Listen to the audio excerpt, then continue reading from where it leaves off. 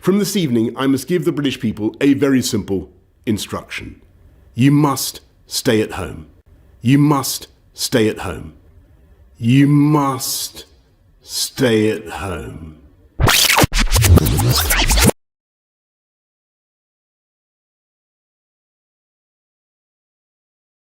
Do you earn pretty green clothing? Do you earn a guitar? Do you sign off your tweets with "as you wear" or your initial? Then you're halfway there to being indie, like me.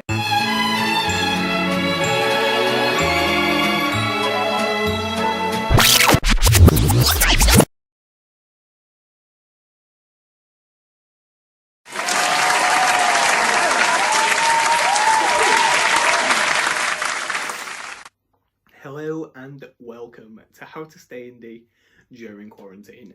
I'm your host, Dan Schmidt, and today, unfortunately, our live studio audience can't be here, but that doesn't mean that we're not going to put on a great show. Coming up, we've got a history of being indie with none other than Freddie, Clinton, and then all the way from Liverpool, we've got an indie analyst, Darryl, Benson, who's going to walk you through the tips and ticks on how you can stay indie during quarantine. But first, if you are still going out, if you are still breaking the rules set out by our brilliant government, please, I beg you, stay inside. Now, coming up, we've got Freddie, Clinton on the history of being indie.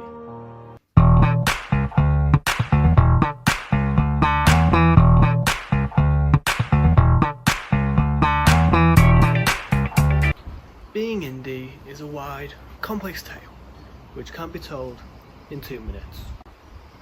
But I'm gonna try.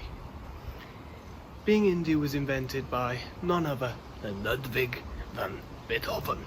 Now, you may remember Ludwig as the deaf pianist, but how you should remember him is as the indie pioneer. Born in December 1770, or as Ludwig claims, 1772, Ludwig seemed destined for greatness from a young age, despite his musical talent essentially being beaten into him by his father. He reinvented the classical era of music, and he did it independently. This was the benchmark for all great indie music to come. Years later, the concept of being independent or indie was made famous in the Summer of Love. The Summer of Love was an era filled with drugs, sex, and most importantly, with many independent bands finally getting their music heard. The likes of Jimi Hendrix and Janis Joplin performed for the mass numbers of zoned out hippies in the summer of '67. And this was the first sight of what was to come. This new wave of music was all the rage and has carried on for decades now. The modern day indie is filled with mediocrity and arrogance. But who am I to talk? I've been Freddie Clinton on the history of being indie. Thank you, Freddie, for that insightful look at the history of being indie.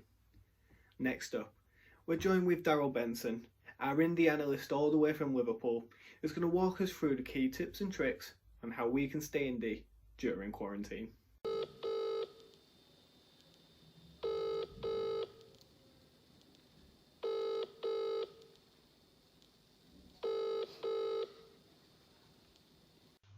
Hello! Hey Darryl, so I believe you've got some tips and tips for us on how we can stay indie during quarantine. Yeah, hello, it's great to be on the show. So, basically, in Liverpool, we don't do if, buts, or maybes, no, we do absolutes. Yeah, absolutes. So, if I was going to give you some tips and tricks on how you can stay indie during quarantine, that they're up to standard, yeah, they're up to standard. Tip 1 is that we must reply to every claim gallery to be possible. Getting that reply will come eventually. that's a great way for the indie community to pass the time. Secondly, in Liverpool, back in Liverpool, everything seems the same, And if you don't understand that obscure indie reference, then this next step might not help. But if you go on a website called Daily Motion, not Daily Emotion, Daily Motion, you can find some great gigs, Catfish and the Bullman. You can find the gigs online, you can watch them, and they're delightful to watch. And so step 3 is how I've kept busy, I walk around in my skinny jeans, and I've been playing the guitar, I only know one song, Sally Cinnamon, and it's brilliant, so they're the ways I live here. We're staying indie during the quarantine, and, you can all do the same. Darryl Benson there with some tips and tricks on how you can stay indie. I can tell you the one that I'm most excited to do is to watch that Catfish in the Bottom gig. I've heard only good things. I was actually, in the area at the time it happened, and there was a big buzz, there was a big, feeling in the air. And to be honest, I'm really excited. You know what that sound means? Indie Twitter roundup! This week, female cries about being called a female. Feminist!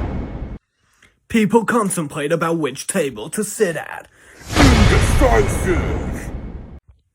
Sam Fender still doesn't reply to me. Sickness! And finally, people cry about the weekend being compared to blossoms. Babies! And that's all we've got time for this week on how to stay indie during quarantine. I've been your host, Dan Schmidt. I'd like to say a big thank you to Boris Johnson, Freddie Clinton and Darryl Benson, all of whom without this show would not be possible.